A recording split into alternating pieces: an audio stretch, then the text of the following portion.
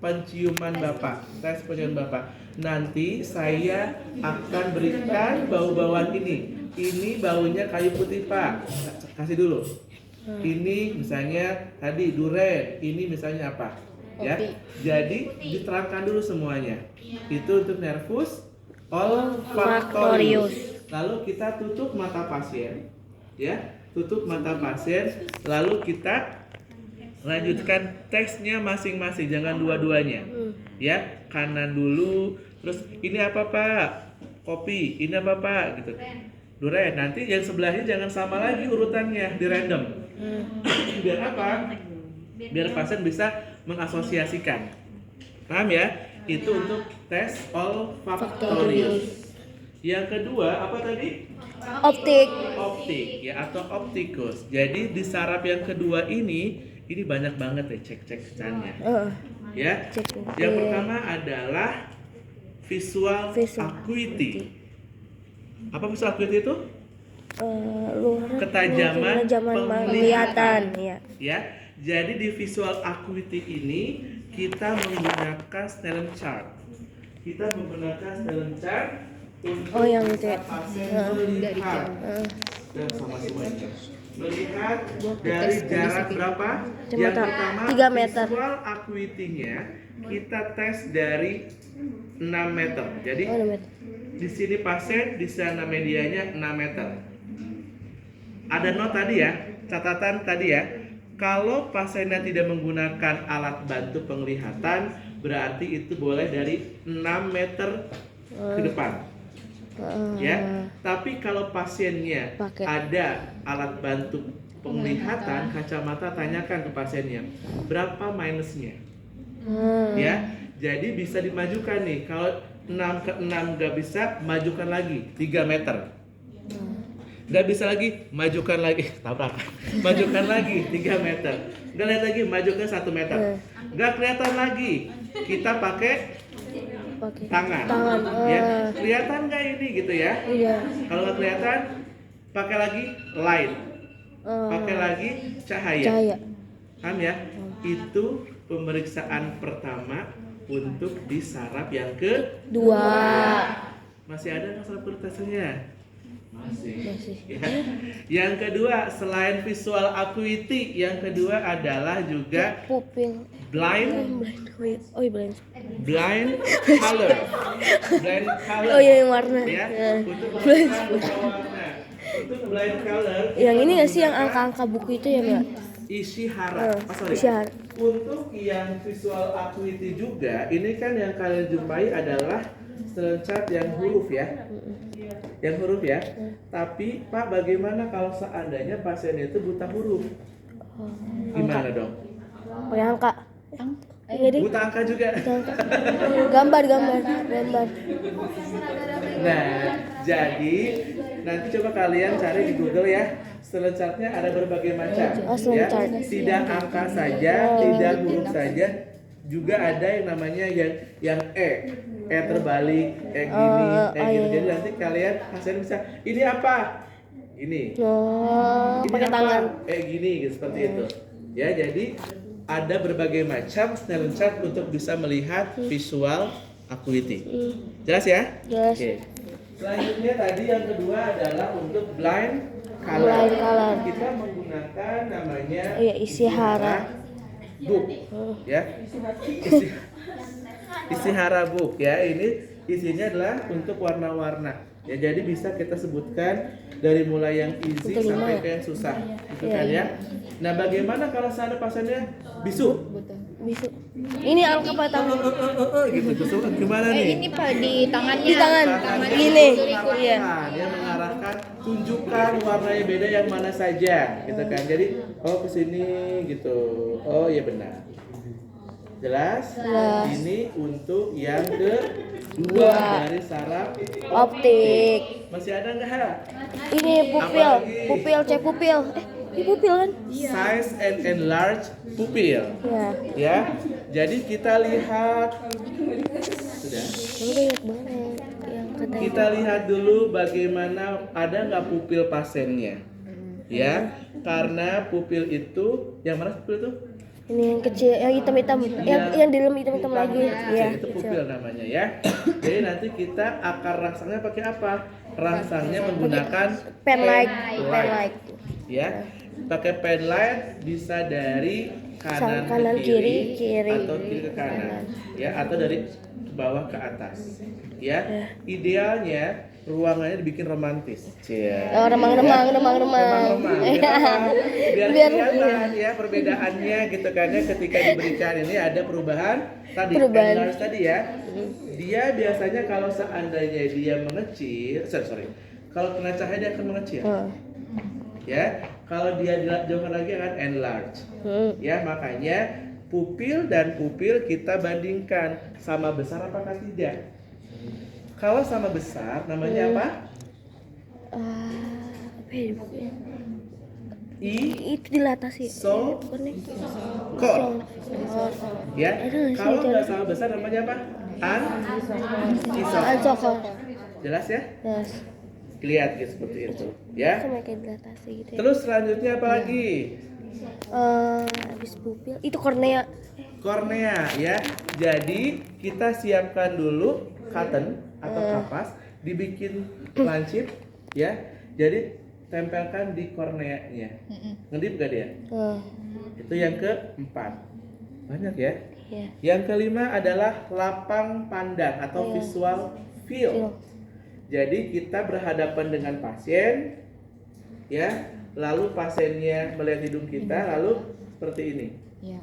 Kelihatan nggak? Tangannya digerak-gerak. Kelihatan nggak seperti itu? Itu yang kelima. Yang keenamnya tutup matanya. Oh, yang ini ya. Gini juga. Kelihatan tidak? Kelihatan. Bawah kelihatan tidak? Kayak kan ada burik. Balik kanan seperti ini. Ya. Seperti itu. Dan yang kanan yang seperti itu. Ini yang keenam. 6. Ada 6 untuk saraf nomor 2. Banyak ya? Iya. Bisa semuanya? Kenapa? Oke. Keenam. Sekarang persarapan nomor Yang berapa? ada yang keenam ini tutup tangan. Ada. Oculomotorius. Untuk saraf nomor 3 Dulu. kita lakukan bareng-bareng. Blind ini, Saraf berapa aja? Blind spot. 3, 4. 4, 5. Enggak, 6. ya. 3, 4, 6 itu untuk Jujur pergerakan bola mata. Ya, yang suka nari Bali tuh, nari pendek ya, itu pakainya pergerakan saraf 3, 4, 6. Jadi kanan, kiri, atas, bawah, putar kiri, putar kanan. Mau lihat ya. Itu adalah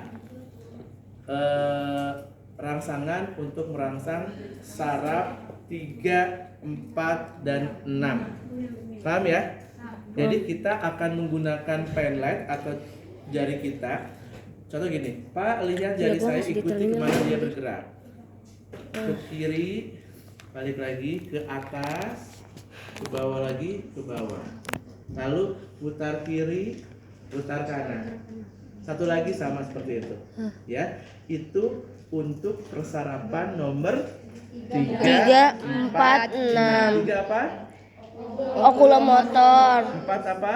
troklear, 6 apa? abdusen. Jelas sampai di sini. Terus Selanjutnya apa lagi? nomor 5, Nomor 5 apa nomor? trigemina. Trigemina itu apa? Mengatur sensasi. wajah. Jadi di wajah ini nanti menggunakan pakai rangsangan, ya. Rangsangannya kita pergunakan di bagian ophthalmic, di bagian maxillaris, di bagian mandibula. Di mana sini? Ophthalmic, Maxillaris dan mandibula. Jadi di facialis ini, Mandibula. ya, di nervus 5 ini kalian harus melakukan tes sensasi, ya, dari yang namanya halus kasar. Kalau pinprick sensation menggunakan tajam tumpul, atau feel sensation menggunakan hot or cold. Ya, semua dicek di sini ya. Jadi di sini dicek ya, di sini misalnya berasa pada yang itu ya. ophthalmic kasar, kasar, halus, halus. Di maksilaris, kasar, kasar, halus, halus. Jadi harus ada 3. Ya, pakai halus kasar, tajam tumpul, panas dingin. Jelas sampai di sini? Di sini masih halus. Untuk 1 sampai 6 jelas semuanya. Jelas. Itu nanti dioskakan, ya, dioskakan, dan itu harus disebutkan semuanya, tidak boleh salah satu, ya. Kalau di videonya ada satu stek nafas itu ada 10 sebutin semuanya kayak tadi. Jelas? Ini dari pasien apa? Ada pasien dengan, ya. Jelas sampai sini? Jelas. Oke, sekarang kita masuk ke nervus yang ke 7. 7 itu apa? Fasialis. Facialis, masih di area muka. Di area muka kita tadi kan pada pasien-pasien stroke khususnya dia face drop, ya. Jadi anjurkan pasien untuk berekspresi dengan mukanya. Seperti apa ekspresinya? Alias. Ngedip gitu ya. Gini, ngedip gitu ya. Ininya harus dikedipkan, terus kita Angkat. ya. Satu itu. Yang kedua adalah tersenyum, gitu kan ya. Maka tadi kan lihat ada nggak yang face drop ini bibirnya, ya, atau suruh blowing, gitu ya. Pak, blow, tiup pak, gitu. Biasa kita mengevaluasi atau merangsangnya dengan Pak, tiup balon pak yuk, gitu, seperti itu, gitu ya. Terus selanjutnya apa lagi? Bibir. Tadi Udah ya. Ngecek. Jack dipukul. Ya dipukul ini. Jack patologis, ya. Kalau seandainya dipukul dia masih nganga, berarti itu normal. Tapi kalau nah gitu itu patologis. Jelas ya? Itu di nervus Parsial. 7, ya, facialis. Selanjutnya apa lagi? Vestibular. Bulokler. Itu apa tuh? Mendengar. Pendengaran. Tadi di awal sudah saya sampaikan pra interaksi. Lihat dulu pasiennya menggunakan ear aid apakah tidak. Kalau pakai ear aid berarti nanti pendokumentasiannya adalah nervus 8 incomplete. Jelas ya? Karena pakai ear aid. Ini ya. Paham ya? Nggak usah dikaji. Iya. Jelas ya? Jelas. Kalau nanti dia menggunakan ear aid. Paham ya? Kenapa? Incomplete, nggak usah dikaji. Karena percuma aja kita jadi ngerti juga, seperti kan ya. Oke, jadi di nervus 8 kita bisa melakukan yang pertama tes berbisik. Berbisik ya. Ya, berbisik dimulai dari 15 cm sampai dengan 30 cm. Ya, bisa. Kan? Tapi sambil tutupin ininya. Ya. Apa? Oke. Tinggal gue budek lagi. Gitu ya? Iya. Itu untuk yang nervus ke 8. Satunya. Yang kedua, kita juga bisa melakukan dengan remasan plastik atau remasan kertas. Dengar Pak? Dengar. Seperti itu. Berarti Ya. Yang selanjutnya kita akan menggunakan Garpu tala.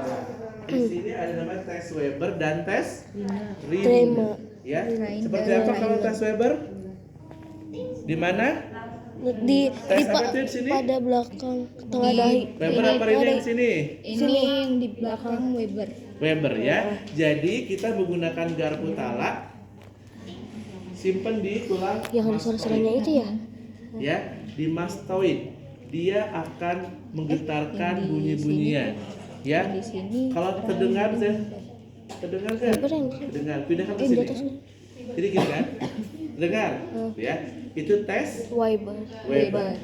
Tes Riemann adalah di sini. frontalis di sini. Ya, dia terdengar ke kanan kiri apakah tidak? Ya. Selanjutnya apalagi? Tes keseimbangan. Ya. Memejamkan mata. Kita pejamkan matanya, kita pejam mata lalu pasien suruh Buat Mengeluarkan tangan terus habis itu boleh gini, gini, boleh gini atau boleh gini juga boleh.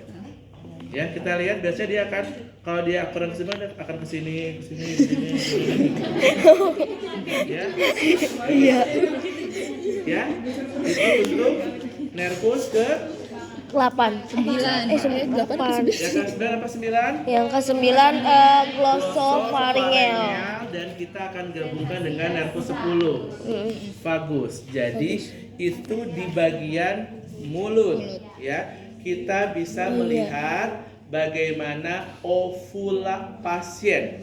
Ovula. Itu tuh Pak, kayak apa? kamu Gitu ya. Lihat suruh vocal cord-nya. Pasien-pasien stroke biasanya kalau gangguan bicara di area brokanya kena, ya. Saya belum jelaskan tadi ya di awal. Kalau area brokanya kena, dia berarti akan gangguan di bicara, sehingga vocal cord-nya terganggu.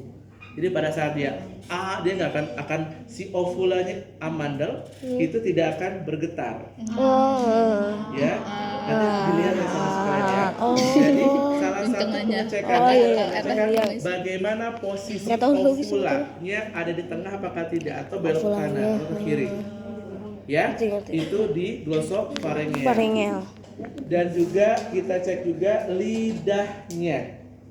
Ya, lidah untuk rasa. Kita siapkan ada garam, ada gula, ada asam gitu kan ya untuk pengecapan. Itu untuk pengecekan di nervus 9. Di 10-nya bagaimana di 10-nya? Di 10-nya kita mengkaji gut reflex. Pakai apa gut reflexnya? Minum. Mana ini? Tongue spottle. Tongue spottle. Tong lidah. Oh, itu di itu Ya. Jadi di nervus 10 kan pasien di 9 ya. Pak, coba Pak buka mulutnya. Gitu. Itu obrolannya. Ya. Gitu. Nah, itu berarti dia sudah masih bagus refleks mualnya. Iya refleksmu. Jelas ya? Kita masukin tangan di sini aja. Selanjutnya nervus berapa lagi? 11. Nervus 11 apa? Aksesorius. Di aksesoris itu jadi kita menekan leher sternocleidomastoideusnya, dorong berlawanan. Ya, ditahan. Itu ini. Ya. Dan dari atas ke bawah. Gitu ya. Terus yang kedua apa? Hipoglossus. Yang terakhir adalah melihat lidah bagaimana, dijulurkan lidahnya. Bisa nggak gini? Bisa nggak gini? Ya? Atau saya gini nggak bisa saya. Coba gitu. Bisa kayak gini nggak? Kayak gini. Nah, kayak gitu. Nah, jadi ada yang gini, ada yang gitu, ada yang gini. Itu suruh bahkan seperti itu. Ya, dan juga suruh dorong bagian pipi. Pak, coba dorong pipinya pakai lidah. Dorong. Ya, itu hipoglossus. Beres. Ya, lalu kita berikan summarize ke fase apa? Terminasi. Bapak, saya sudah memberikan pengkajian fisik prasyarapan tadi. Sebutkan semuanya, ya. Pamit ke pasien, terus cuci tangan, dokumentasi. Selesai. RTL ya kan? RTL bilang gini, Pak, nanti setelah ini apalagi kegiatannya? Atau misalnya kalian mau dijeda dulu, tidak sampai ke 12, 7 dulu misalnya ya, sampai 6 dulu. Pak, nanti 10 menit berikutnya kita lanjutkan untuk pengkajian saraf nomor 7 sampai dengan 12. Jadi boleh semuanya, atau juga boleh di fragment potong dulu boleh. Lalu dokumentasi. Gampang? Jelas? Oke, sekarang kita lihat videonya sama-sama. Nanti kita bagi menjadi beberapa kelompok ya.